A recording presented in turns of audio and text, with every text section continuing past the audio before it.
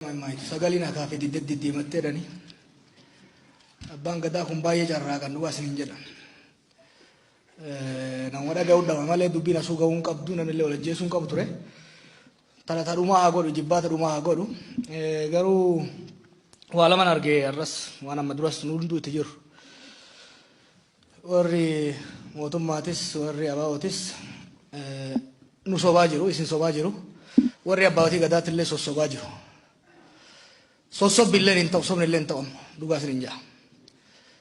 Dubbii kana sirriitti keessa beeka akkuma yeroo adda addaatti jedhetti waan Dr. Alamuun kaases dhugaan ragaa bahu hin jira. Waan obbo Daawud Jaanis dhugaan ragaa bahu hin jira. Sobni fafakkeessan ani quba itti qabuu danda'u illee ni jira. Amma san keessa deemuun baay'ee barbaachisaa natti hin fakkaatu. Wanni ani Oromootti himuu barbaadu haalli ammaa kun waan hedduu nama qaanessu waan addunyaa nutti kofalchiisaa jiru waan qabsoo uummata kanaa gad xiqqeesse waan ce'umsa kana gufachiisaa jirudha jechuudha.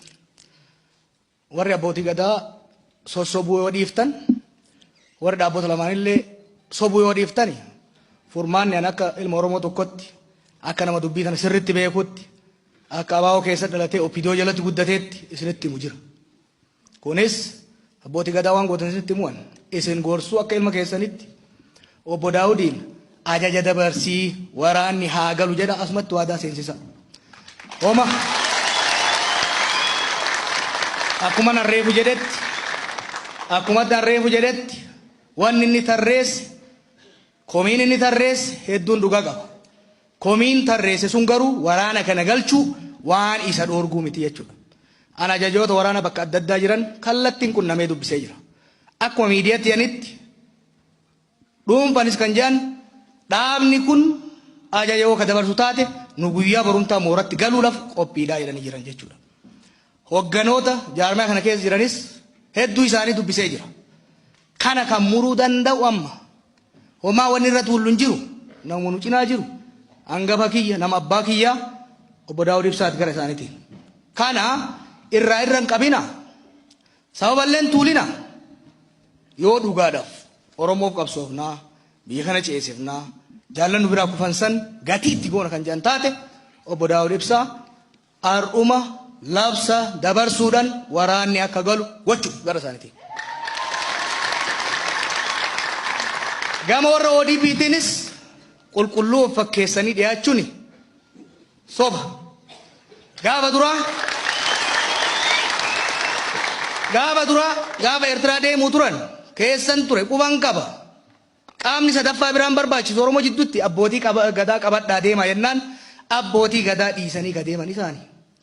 Lama erga dhaabni kunis galee jidduutti abbootiin gadaa fi hayyoonni rakkoon akkanaa akka hin uumamneef Oromoo jidduutti waliigalteen akka uumamuuf waltajjii qopheessanii turan.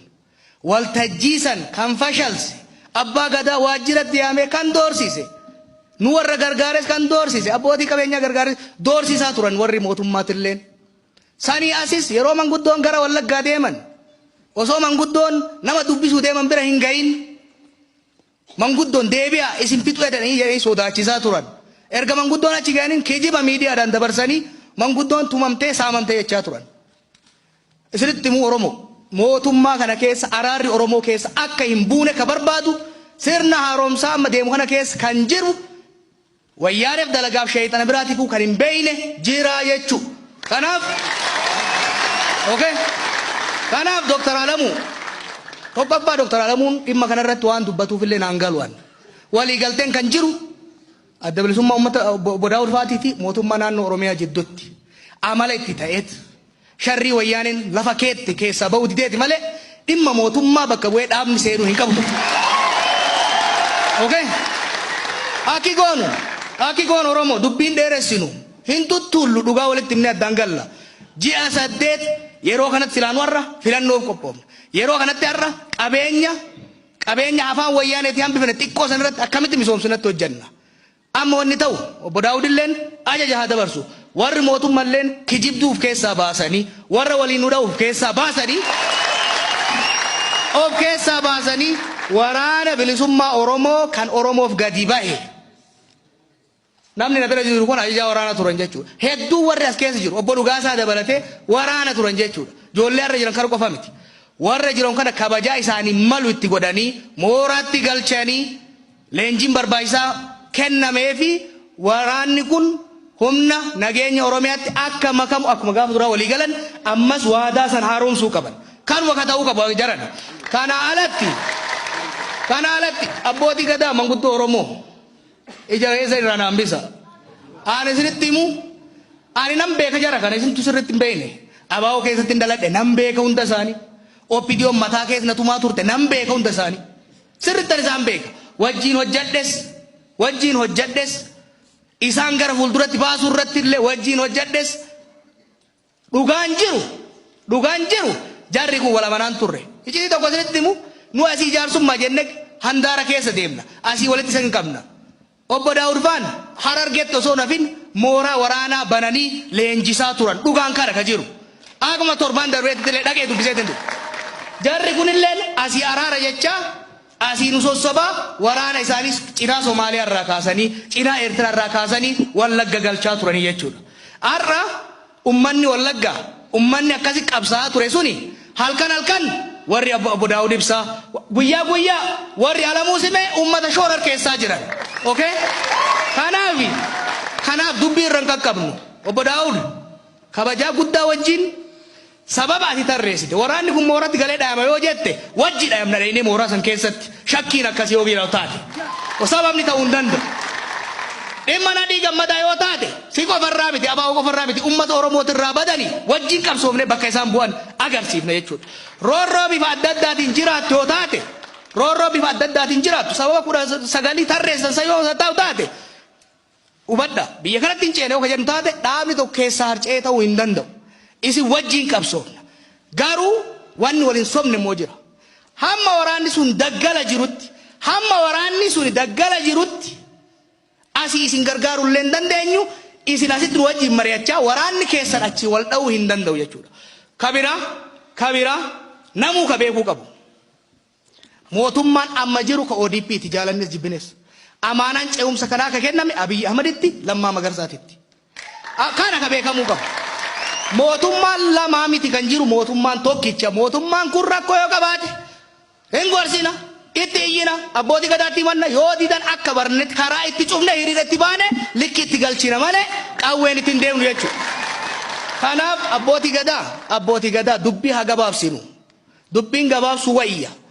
Waan gootanii yaadallee nurraa fuutanii qalbillee nu hirina wallee nu lolchiisina gahe waan gootan jara nu gaafadha. Daawud Ibsaatiin gadi bahee har'a isin duratti har'arraa kaasee lolli haa dhaabatu har'arraa kaasee waraanni bilisummaa Oromoo ajajni itti kennamee jira mooratti haa galuu haa jedhu.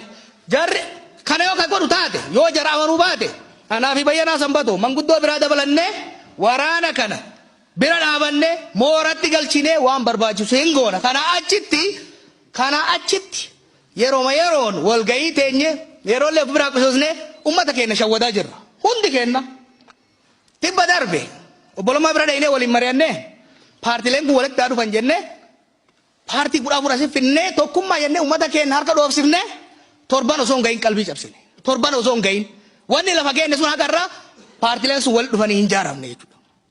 Kanaafi ofis sobne walis sossobaa hin deemnu.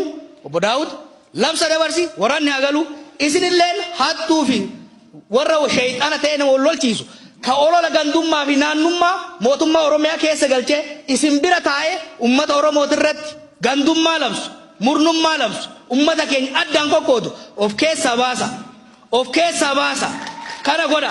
Kana yoo ka gootan taate karaan hin dhufa yoo kaan immoo callisne yoo kadi sobaa oollu taate of sossobaa biyya tanas kokkofalchiisatuma qiletti galchuuf deemna. Kanuma jechuu barbaada. Noof oolcha galtooma.